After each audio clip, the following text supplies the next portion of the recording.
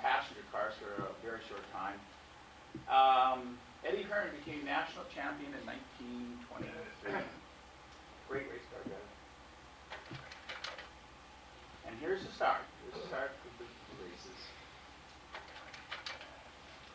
Now here's our winner. This is Tommy Milton. And he wins the 1920 Tacoma Speedway. Now we're in the 1921. This is the program for the 1921 Tacoma Speedway. They have what looks like Roscoe Sorrow's car and Mount Tacoma in the background. I'm not going to call it Mount Rainier just yet.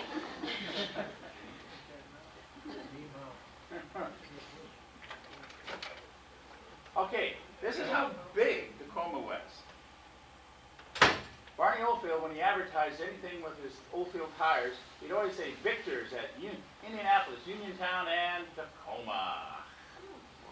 And they put this in all the magazines. So this is great ad, just great ad. The Speedway actually put Tacoma on the map. It brought in 150,000 people to Tacoma for this thing. It was just huge. Not all of them went, they came to town, but they didn't all go to the races. That was interesting. Okay, now here's the first thing you'll see of the tower. The tower was built in 1920. It actually lasted after the Speedway when there was an airport for a while. And this is where the officials were up here, and they had also the numbers here so you could see them from anywhere. Now, here we go again. Now guess who's back? Eddie Rickenbacker's back. And here is Ray Haroon. He's going to drive the pace car. The car, by the way, is a Marmon. And Eddie came back. Now, Eddie is gearing up at this time to start building his own automobile, the Rickenbacker. So he wants to start publicizing that car. So he's running around all these tracks. Now, the reason I have this track picture in 1921, this is the start of the race. But what they did, this is the new grandstand. They have it covered. But what they did is they built a tunnel. There's the opening of the tunnel. They went under the track. I have a feeling, that's sort of right where the Lakewood fire station is, right in there. Wonder if it's still there. Anyway, there's the tunnel, and you're looking down from the water tower. Now here's the start of the race. Here is Eddie Rickenbacker and his Marmon pacing the cars. Now, here's what the track looked like when it was a board track. Here's the railroad tracks. Here's Silicon Boulevard. And it was kind of a strange looking oval. In all my research, I haven't been able to find out why they did it that way. Here's the last race, 1922. Now, Barney Oldfield's back in town. And again, he's going to drive the pace car, and this is the stats, by the way. And they're just gearing up for the start of the race. Now, this is interesting. They brought this car to the track. It was kind of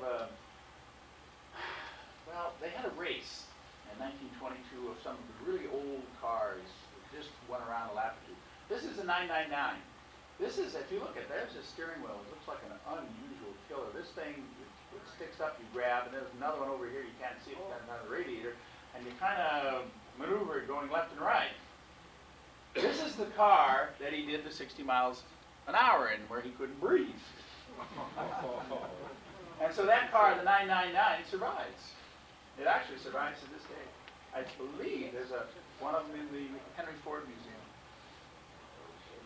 And there's Oldfield telling everybody what a great job he did. Now there's the tower in all its glory. What's going on? And here's one of the other little cars that was in kind of that little special one-lap race. This is looking from the tower down on the track. You can see how big the grandstand was. Whatever's from here is all on the other side, way over here too. Now they had this is the bridge, which is right kind of at the corner of Lakeview Drive and Silicon Boulevard. And that's how you got into this infield right here. Cost at this time in 1922, I think it was $10 to be right there, $5 to be there, something like that. Now, here's the cars lined up for the last race. The last race was the greatest because Tommy Milton had won 1920 and 1921. Now, he was coming back to win 1922. But this guy right here had other ideas. This is Jimmy Murphy. And Jimmy Murphy won the 1922 Tacoma Speedway. Of course, Tommy Milton came in second, so it was close. This is Joe Thomas's number 10 Duesenberg, and he's given some last-second fix-ups before he takes off. And the cars are racing around the track. And there, Jimmy Murphy winning the last race of the Tacoma Speedway. And that's it.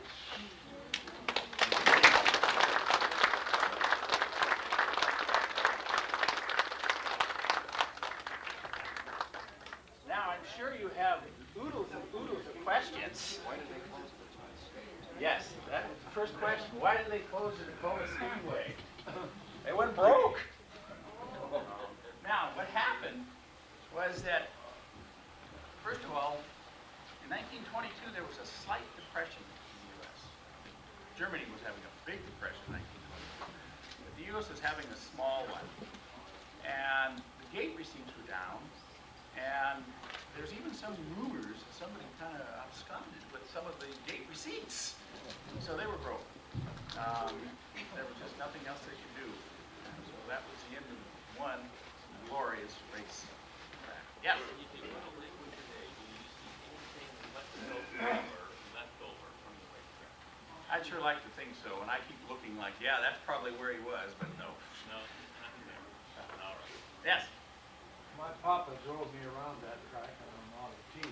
When it was still the boards? Yeah. And you missed the chuck holes and everything? Yeah, but I'm trying to recall, how were these 2x4s, were they on? They were on end. The vertical. Edge. Edge. Yeah, just a 2-inch How side. were they secured? They were nailed down at the bottom, and they had little wedges in between them. And they also put gravel and asphalt in between them, too. That must have been quite a job for them together. Well, it was, but the problem was you're looking at July 4th, and it would be hot. And so the asphalt would melt, the rocks would then come up on the tracks, and then the wheels would shoot them back at the drivers behind them. Any other questions? I noticed there's quite a crowd in the stands. You don't have any attendance figures. There were over 450,000 people that attended the Tacoma Speedway. Its 11-year run. Yes? When did Mueller Harkins start their airfield there? They bought the field in October of 1922. I actually have the bill of sale. I bring my bicycle on the old track. Mm-hmm. Yes, Rudy Mueller bought it. In October of 22. Yes? Johnny Parsons was quite a regular winner of Indianapolis 500. Yes, but that was much later, wasn't it? Yes, was he any relation to Jimmy No, Parsons? no, not at all. Yes. Who supplied all the 2x4s? One mill or a bunch of them? I have actually a picture of them. No, actually, what they did with the, actually, I don't know. I can find that information out. They actually started giving the lumber away. And in 1930, they gave the grandstand away. And somebody out in Lakewood got some of the grandstand. They were, gosh, they were 8x12. They were huge. And they built a barn, and they tore the barn down here a couple summers ago, and I got some of those pieces. Flat berries. The flat berries. Did they have some of it too? Yeah, because they were big barns and buildings. Yes? Dairy on Chewy Lake Road. Mm-hmm. That's where I got it. Yeah. The sheep Ran away with it. I know that. No, west of PLU. I know his brother worked there at the dairy. Oh, yeah. There was just a few remnants pieces around. Okay. Yes. talking earlier, you mentioned that there were pieces that you're looking for in order to fill out what you need for the book. Yes. You want to mention any Yes, I particular do. things that you'd really I'm- love to get your hands on? Yeah, after 25 years, I'm still missing 3 programs. They're very hard to come by. One 1916 and 2 17s. Because 16 was such a unusual year at the track, some of the photographs didn't survive. I don't know why. I don't have a lot of 16 photographs, and I'm a little weak on 17. I'm pretty good on the rest of it. I have about 800 photographs. And it's hard to kind of pick through and which ones, you know, but still, I don't have enough to put this book together. Arnold will like atmosphere. Yes. Did the winning speeds increase very much between 12 and 20? In 1912, the winning speed from Teddy Tetzlaff was about 74 miles an hour. In 1922, when Jimmy Murphy won it, it was up into the 90s, like 95, 96. Yes. How much did the purse increase from 12 to 20? Well, actually, it was kind of interesting. In 1912, they brought this $25,000 out for everyone to come up here, but in 13, I think they lowered a bit. And once they got people up here, what they ended up doing, like in 1922, Jimmy Murphy won $7,500 himself, whereas second place in 1922 was $5,000. So that was the problem. The purses were getting higher and higher too, and then that was another problem that was nailed into the problem. Yes. The only fire was at the grandstand was the rebuilt. Yes. Carl heard the story that the racing in because the track burned down. The track did. No, track didn't burn. They burned a few of the 2x4s, but they replaced them. Most of it was just the grandstand. There were 2 grandstands, by the way. There was one on Lakewood Drive and there was one on Lakewood Track that was free. And they built them over the building. You mentioned one car that's still surviving in San Diego. Are there other cars that Yes. race at Tacoma? Yes, the Peterson Museum in LA has Earl Stutz's later number 8. And there are others. Some of the Duesenbergs. There's a few of them around. I'd like to find them. Okay, anything else? I've got a few more answers. Yes. I'm wondering, did ticket prices remain 10 cents the whole time? Just for the programs. It costs $1 to get in to $1.50